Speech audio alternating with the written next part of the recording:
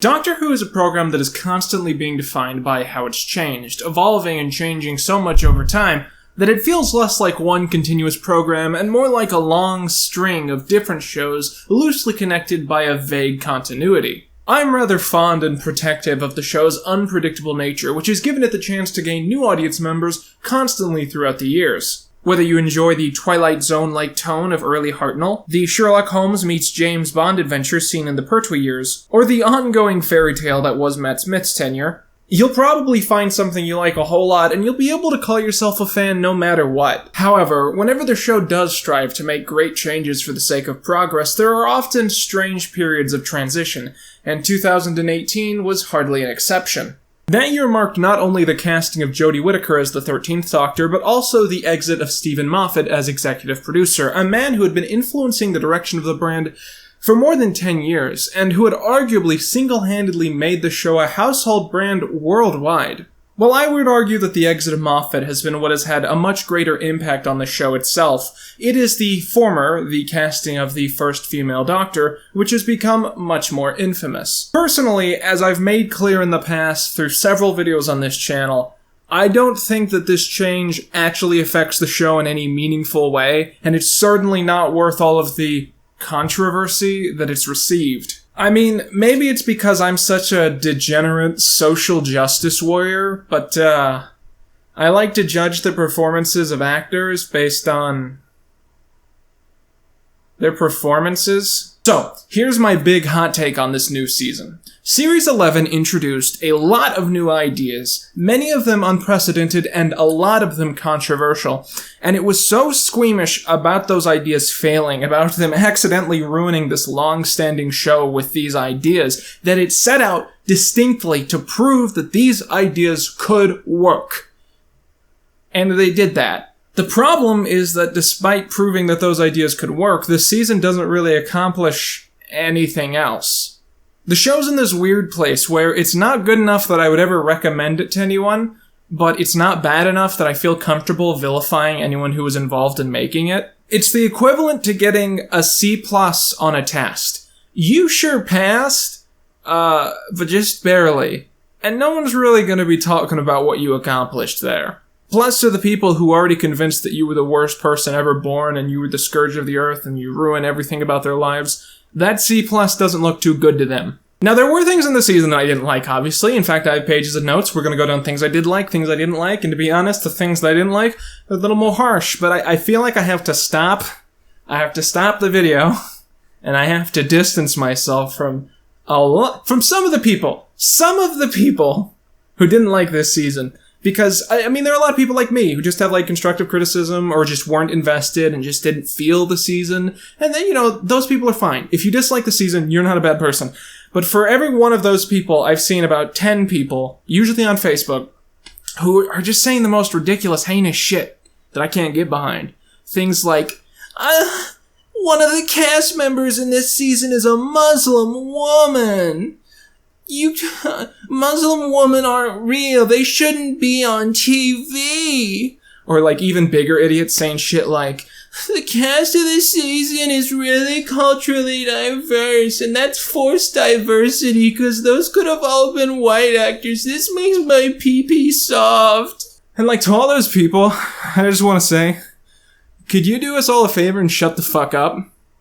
Because I'm sitting here, I'm trying to review the latest season of a time travel show, and I have to stop and distance myself from literal racists who presume that because I didn't like this season that I must agree with their weird Klansman rhetoric. Like, sincerely, from all the people in the world who aren't shit, please shut the fuck up. So the way I'm going to do this review is what we in the scene call a criticism sandwich. And so what that is I'm going to talk about something I liked, and then I'm going to talk about something I didn't like, and then I'm going to talk about something I liked, and then I'm going to talk about something I didn't like. These are not all equally weighted, not all of these things matter in an equal way, but this is just going to be a best way to, I think, easily go through all of my erratic, unorganized points. I will say my favorite thing to come out of this season so far is the merchandising, because this is the greatest shirt I've ever owned. Also, I bought this Jodie Whittaker Pez dispenser. but it just looks like Hillary Clinton. Na na na na na. Okay, starting off with good number 1, The Companions. I actually really liked the cast that they ended up introducing this season, and the two most recognizable and iconic out of these were, of course, Graham and Ryan. Ryan is a young 20-something with a coordination disorder who is very close to his grandmother, Grace. Some years earlier, Grace had met a man named Graham, and they had gotten married. Ryan and Graham typically don't get along at the start of the show because Ryan doesn't consider him family, and Graham doesn't really know how to deal with him. All three are caught in a very particular situation, as they all end up on a train which is attacked by an alien being that is only stopped because the Doctor literally crashes in. Later in the episode, Grace sacrifices herself while stopping the aliens, and Ryan and Graham's lives are shattered by this. They begin to travel with the Doctor as a means of healing, and as they do, they both develop a lot. And by the end, they really are family. These two characters end up being so lovable and easy to understand, and Graham specifically is always just the most kind, beautiful, marvelous thing to be added to the show in a very long time. Also, Yaz is there.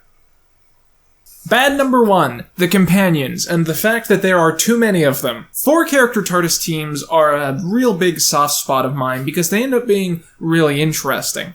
One of the reasons that I prefer the show to do things like this is just that it forces the writers to go in more interesting directions. Frankly, as a long-standing Doctor Who fan that has seen a lot of secondary media and the main show itself, I get kind of bored with the exact same dynamic happening between the Doctor and his companion. It's usually something like, oh, what if they're in love with each other, but they can never tell one another? It's boring. And when you have, more characters, you're forced to do more interesting dynamics, and that's something I really respect. I would argue it's the very reason that they ever thought of doing a grandfather-grandson combo in the ship. However, the problem is that once you have that many characters, you sort of run out of space to dedicate equal time to each and every one of them. Even in the days of Hartnell, when stories were paced and linked like gigantic stage plays, characters would often be set to the side, literally imprisoned for several episodes at a time just because their writers didn't have a lot of stuff for them to be doing. Most infamously in the 1980s, when the character of Turlough was added to the cast, the writers decided to spend several episodes of one episode keeping him locked in a ventilation shaft, mainly because he was a little bit too extra for them at the time. My point is that when you have too many characters running around at once, sometimes they're not gonna all get equal development. Case in point? Yaz. I don't have a lot of things to say about Yaz, and I feel like that's not my fault. The big meme in the Doctor Who community is that the new template for each and every story is that there's some adventure, Ryan and Graham get a lot of development and get some cool lines in, and Yaz gets delivered token dialogue that could have been given to any other character and stands around and hands the Doctor tools. I feel really bad, but off the top of my head, I literally have no way that I can think of to describe this character or any potential story arc she goes through. And keep in mind, at this point, I've hanged out with her for 11 episodes, and the most I can really muster is, she seems nice. But I think the much bigger sacrifice in this case is actually the Doctor herself. Jodie Whittaker feels like the Doctor, completely. After just a couple episodes, I was totally comfortable with her in the role, and I never doubted that she was the latest incarnation of this Time Lord. However, again, this makes me feel really bad, but I can't think of much of a way to describe her take on this incarnation. It feels like the writers of this season looked up the most basic, Wikipedia-level entry describing who the Doctor is supposed to be, then they handed this to poor Jodie Whittaker and expected her to make something spectacular and mesmerizing out of it. The 13th Doctor just isn't very interesting to me. She's not as funny as Tom Baker, or as snide as Colin, or as tragic as Chris. She doesn't have David Tennant's charm, or Peter Capaldi's dark side. She's just nice, and awkward sometimes? Oh no.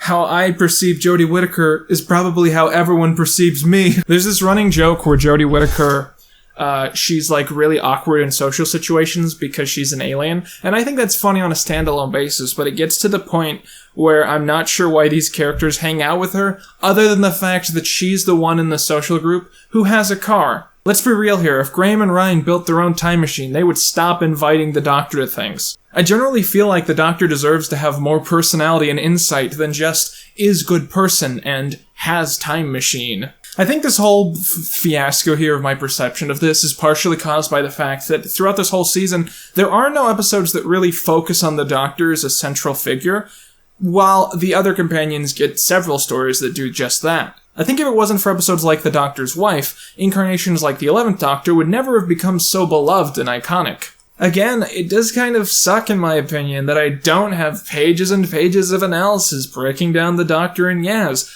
but the fact that I don't doesn't feel like my fault. I will note that a huge part of the fandom ships these two, and that's cute AF, hypership, OP all day. Good number 2, historical stories. When Doctor Who first aired in 1963, the backbone to its style was historical adventure stories, which would be set in the past with barely any other supernatural elements. The TARDIS team would get trapped during the adventures of Marco Polo, or would discover themselves living in the Aztec society, and would have to find their way back to the ship, while also maybe subtly teaching the audience one or two things along the way. I've argued for many years that historical stories fit the premise of the show in such a basic, elemental way that they very much deserve to be brought back. I would go as far as to argue that a lot of modern stories, like the Fires of Pompeii, work so well because they basically are historical adventures with a few weird add-ons. And so when the team working on this season announced that they intended to bring back historical-like stories during the season, I was really excited. And having seen these two play out, I can honestly say that while I have some reservations about how they were written and presented, I'm very happy that they went in this direction. And furthermore, the overall impact that these stories have had has been very inspirational and positive, and it's hard for me to knock that. These two stories are, of course, Rosa and the Demons of the Punjab, which, that's not a word I feel comfortable with saying, but I'm gonna say it a bunch in this video. And I'll probably get it wrong every time, but maybe I can get it wrong in a slightly different variation in each instance. I'm just gonna look it up. Fuck, I was way off. So I'm gathering that it's pronounced Punjab, which doesn't sound right to me. Or at least it won't sound right when my white ass says it. The Demons of the Punjab. Rosa is, of course, about the historical figure Rosa Parks, who became the figurehead of the Montgomery bus boycott, which really jump-started the American Civil Rights Revolution. And Demons of the Punjab is about the partition of India, one of the most widely forgotten tragedies of the 20th century. So I mentioned I have some reservations about these two stories. It's mainly that, for one, Rosa is written, I feel, way too inconsistently. Some parts are very serious and down-to-earth and great, and some parts are like a weird Looney Tunes cartoon. It's very strange. The other thing is that I sort of constantly felt uncomfortable watching these as the director continued to try and make the Doctor the focus of all of these scenes. So, like, there was this rhythm. It would be like, injustice happens, cut to the Doctor, injustice happens, cut to the Doctor. And it just felt really uncomfortable. It reminded me of, The Help. Specifically, I also felt that the way that the Demons of the Punjab just barely glossed over the fact that this great injustice was being caused by the British Empire. You know, and the show is made by British people, and in some ways the BBC is a part of the British government. It's like, that's uncomfortable. That's some uncomfortable shit right there. But generally, despite all that, I still really appreciate these two stories for what they are. Demons is a really great exploration of the choice to split the Punjab into two different nations of two different identities of Pakistan and India. The story is about two families who live at where the border is going to be between Pakistan and India. One of the families is Muslim and one of the families is Hindu, and they've been living next to each other for generations, and they're going to have a wedding because one member from each family is in love with the other. And of course, as the British government is effectively saying that each nation, which is being just randomly generated, is going to be meant for one nationality, one faith, it's really controversial to see these two families be brought together like this. There's this brother character who is very, very disapproving of all this happening. And you think it's like a sitcom cutesy thing where he's going to come around at the end and he's going to be like, I love you guys like family anyways. But instead he gets radicalized and kills a bunch of people. And it's seriously upsetting to know that that's real. That all really happened. I mean, it's horrifying. It's a really uncomfortable episode, partially because for many people that is history that is just too close for comfort. Most of the interesting stuff, it should be said, is just things that naturally were historically there to begin with, and the characters of the Doctor and her companions are mainly there through like a looking glass to perceive all this happening.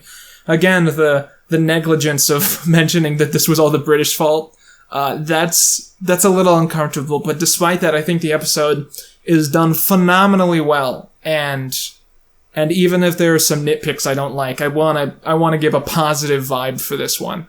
Rosa I didn't like nearly as much. It felt a little bit too much like a Magic School Bus episode. I've seen this story told so many times. I understand this whole thing so well as an American that it just didn't appeal to me as much. But, it's like our friend Martin. It's not for me. It's for people who know nothing about Rosa Parks. And in that case, it's a pretty good episode. Once again, I may not like all the elements, but I appreciate the people who made it. The comments on this video are going to be shit. Okay, bad number 2. Really underwhelming baddies. Back in the 1980s, Doctor Who was being ran by executive producer John Nathan Turner, who did a lot of things very infamously badly, but let's talk about something he did right. Turner was very aware of the fact that whenever a new Doctor was introduced, it would be very controversial and audiences would not feel comfortable. So he would try and offset this by having new seasons with new Doctors, feature iconic bad guys returning just to make the audience at home feel a little bit more comfortable. Now, those seasons are hardly seen as the general blueprints for what a Doctor Who season should be, but I do think that there is a certain element there that this season needed to take notes on. And that is the use of memorable villains. Out of the 10 regular episodes of the season, 3 of them pulled the twist that the bad guy is actually just an extremist human. 2 of them had the same bad guy, this alien blue dude who shoves teeth into his face. He looks cool, but otherwise he's boring. Basically, when you eliminate all the episodes that don't have spiders for bad guys, you have 3 main stories that have actual aliens in them, and they're mostly all trash. The biggest example of this is probably from the Something Conundrum. Not even going to try that one. The episode's pitch is actually really interesting. The Doctor and her companions are stranded on a spaceship with no access to the TARDIS, and something gets on board. Something which is trying to destroy the spaceship and is so toxic that if any of the companions touch it, they'll immediately die. This episode has a lot of really good writing, I really like the characters, a lot of the scenes are incredible, and it should be contending for the best of the season, but it's not, because the alien looks like this. Oh my god, why? What Lilo and Stitch bullshit is that? Whatever potential creepiness or suspense that this episode might have otherwise delivered is immediately handicapped by the choice to make the bad guy look like a rejected design for the Mucinex monster. And the thing is that there's nothing in the scripting or the dialogue that implies that this was supposed to be the original design when they were in production. It seems like when they were putting the final touches on the episode, this was just thrown together, and it ruins it. It ruins the episode. Another episode in the season is called The Witchfinders, which features a series of witch trials taking place in 1612. It's slowly built up that the woman in charge of these trials is being infected by something alien, but by the time she admits this, it's too late and the parasite takes over.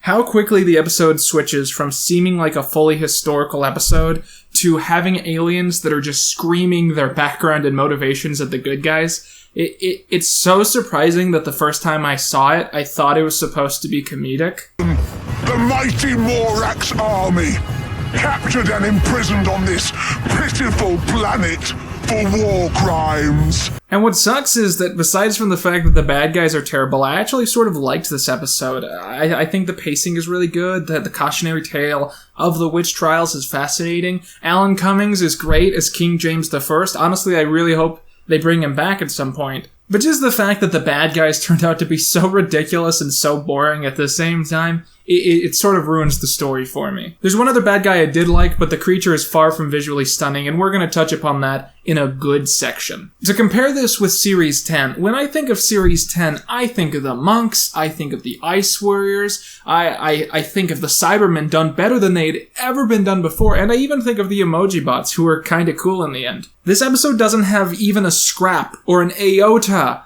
of the fascinating creatures seen in that season, and because of that, it just stands out in my mind a whole lot less. Good number 3, the title sequence. This is the best title sequence the show has ever had. You see, the William Hartnell title sequence was very trippy, very psychedelic, made by pointing a camera into its own view, basically. And the title sequence this year takes that same trippy feel and just updates it with modern technology, and it looks brilliant and stunning, and basically, in my opinion, that's what the title sequence should have been this whole time. Okay, back to the bad. Bad number 3, bad episodes. Series 11 had a lot of ups and downs, and arguably the downs were pretty far down. Of the episodes I didn't like, I overwhelmingly felt that their quality was in many cases caused by outside influences. I think the reason that episodes like The Something Conundrum end up being so overwhelmingly embarrassing is because the creators were working with table scraps while trying to make groundbreaking science fiction.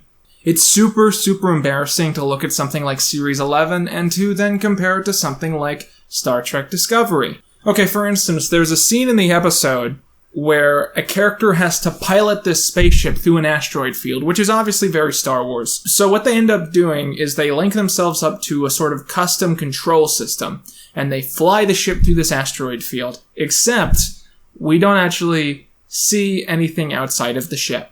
It's just them struggling to control the ship while it never cuts to what they're trying to do, which looks terrible. It's super embarrassing. It's bad. They didn't finish the episode. The second episode of the season is called The Ghost Monument, and in my humble opinion, I think it is one of the worst episodes of the modern show ever made. And I know that's a grand statement, but hear me out. I think that most of the episodes of modern Doctor Who that I don't like them because there's something about the story that irks me. I think The End of Time is too camp, like a pantomime. I think Love and Monsters is frankly insulting with how it treats its characters. I think the episode where the moon turns out to be an egg features the moon turning out to be an egg. At least I understand those episodes. At least when I study the story, there's something to be found. At least I get them. They're not so poorly produced that the story doesn't come across. The Ghost Monument is that level of bad. It's worthless. The way that Steven Moffat would write his episodes would be that the first half would feature maybe a lot of exposition, a lot of world building, getting you to understand the story, and the second half would then take that information and do a twist on it, do something cool with it, develop it in some way. And I felt like a lot of episodes this season took that same formula and totally misused it, because instead of introducing information to you and then having a clever payoff, they introduced information to you, and that's it. They were like, hey, there's some information. Did you like that? There you go. This whole episode is people on sets which are not convincing, that do not match up to the CGI they're showing, doing long, boring exposition, explaining to you all the different aspects of this story and their backgrounds, and expecting you to, pay attention and memorize all this crap. Nothing happens. There's no payoff. The show trolled you. It expected you to care, but you didn't need to pay attention. I literally got a headache watching this episode. This episode gave me a headache, because I was just sitting here watching these boring characters trying to explain the plot to me, and then the plot didn't do anything. It's bad, but it's not fun bad. It's not entertainingly bad. I'm not even doing a good job of explaining to you why it's bad. That's the kind of bad that it is. I mean, the best I could possibly do would be to sit down here, explain to you all the characters, explain to you all the story, and then explain to you the fact that none of that goes anywhere, and it's just pointless and badly done. But I'd just be wasting your time. It's a big conundrum. Now, if you want fun bad, I can give you fun bad. Ladies and gentlemen, arachnids in the UK, or as I like to call it, killing spiders makes you morally a bad person. The plot of this episode is as follows. The Doctor and her friends find out that giant puppy-sized spiders have begun appearing across the UK, and then they try to track them to a source. It turns out that a group of scientists had been experimenting with spider DNA by turning off the gene that limits their growth, meaning that these spiders will literally never stop growing. It turns out that the supposedly dead remains of these giant spiders were dumped under a hotel, which is owned by an American millionaire who is definitely Donald Trump, but he also hates Donald Trump because that's a stupid joke they do. Robert's son suggests that they take his big American guns and shoot all the spiders so they don't spread. But the Doctor says, no, you can't do that. They deserve humane deaths. Let's lock them in a room with no food and water, and then they'll starve to death. That's a humane death. And they do that. They lock all these spiders in a room, totally contained, and then leave them to die slowly. Hooray for being humane and forcing a new species into cannibalism. Oh, Doctor, you're so morally righteous. I'm glad that you always act like you are. Then there's this scene where this giant spider, the size of a minivan, is in the main room of this hotel and is scratching at the walls because it's become so big that it literally cannot support itself. It can't get enough oxygen. And all the other characters are watching this thing slowly die. And then this Robertson character, he walks in, shoots it with his American gun, and it dies. And everyone immediately gets mad at him, and they all say things like, it was a creature, it didn't deserve to die like that. And he's like, hey, motherfuckers, that was a minivan-sized spider. B, if that thing was struggling to die, then I was being humane by shooting it. This is what the world needs right now. This is what's going to get me into the White House. God help us all. Yes, killing a spider, the worst thing any American politician has ever done. Remember, kids, if you kill a spider, you're the worst person ever and the Doctor hates you. Everyone's cliche seems to be that this season was really intent on being morally righteous about everything. I don't think that's actually true, but I can't defend this one. This one's stupid. It's stupid. Kill spiders, who cares? Okay, good 4. Good episodes. These are episodes I liked. And there's fewer of these. To be fair, the majority of the episodes that I liked I've already touched upon in other categories, so the reason this part is so small is that I've just run out of episodes to talk about. But there are a couple we haven't touched on. The first is Kerb Lam. Kerb Lam is an overt commentary on companies like Amazon creating a widespread monopoly while also replacing humans with machines more and more in the workplace. The story is a whodunit mystery, as several human workers in a package factory in the future have suddenly gone missing. The Doctor and her companions try to figure out who is behind this, be it man or machine. This feels like the sort of episode that people will still be talking about in 50 years. It's a really good commentary on sites like Amazon and how they've affected our culture, and the twist at the end about who's actually been behind this is seriously shocking. I frankly feel like I don't want to spoil too much past that, so I think that's one you should check out. The other episode, which I promised I'd touch upon before, is It Takes You Away. The story surrounds several of the main characters traveling through a looking glass to a mirror world where several of their lost relatives have survived on the other side, including Grace herself. The story feels a lot like Coraline. There's this constant running idea that something is off about this whole situation, and not everything is as it seems. I mean, spoilers, obvious spoilers, but it turns out these are not actually their lost loved ones. Instead, we find out that this entire sub-universe is sentient, and it creates these false images to try and lure people to stay because it's lonely. The idea of a villain being able to disguise itself as any person is, of course, a big horror trope, and I think they pull it off really well here, so that's another one I like. And our final point, which is a big, big good, the big final good, the future of the show. Instead of making a Christmas special this year, Chris Chibnall made the controversial decision to move the special 1 week into the future, instead creating a New Year's special. According to what I read, he did this so there would technically be a Doctor Who episode that aired in 2019, which is some stupid shit. Soon after all this was announced, a title was also released to the press. One word. Resolution. Most Doctor Who fans immediately figured out that the special was probably going to feature the return of the Daleks. You see, there's a long-standing tradition in the show that Dalek episodes start with strong-sounding R words. Resurrection of the Daleks, Revelation of the Daleks, Remembrance of the Daleks, all classics. And after a short wait, it turned out that all of those predictions were true, as Resolution featured a Dalek mutant teleporting itself back together after being killed for thousands of years and trying to take control of the planet. I really like Resolution. It's similar to Dalek, the original Series 1 episode, but it's a lot less contained and claustrophobic than that was, and it does a lot of interesting, unexpected things with the premise. For instance, it turns out that this mutant actually has the ability to lodge itself into the human spinal system, essentially taking over the body, leading to this seriously horrifying set of scenes where this woman is being controlled against her will. It reminds me of this recurring nightmare I had as a child where I kept being chased by this mysterious figure, but I couldn't scream and I couldn't really move the way I wanted to. It's this primal fear that all sentient beings have that the episode just taps into in a really creepy way.